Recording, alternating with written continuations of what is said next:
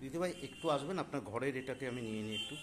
শকুন্তলা বড়ুয়া, এটা এখানে অনেক স্মৃতি রয়েছে তার বাড়ির। এটা ড্রয়িং রুম। এখন উত্তম কুমারের সাথে যারা কাজ করেছিলেন তাদের মধ্যে অনেকেই এখন নেই।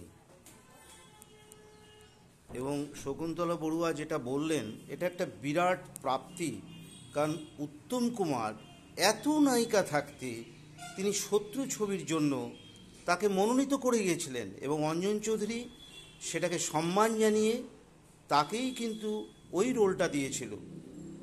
একটা বিধবার চরিত্রে অসহায় মহিলা যিনি প্রতিবাদ করতেন ওই তাপুকে নিয়ে, তার লড়াই, এবং তিনি জয়ী হয়েছিলেন সেখানে। এটা একটা বিশাল প্রাপ্তি।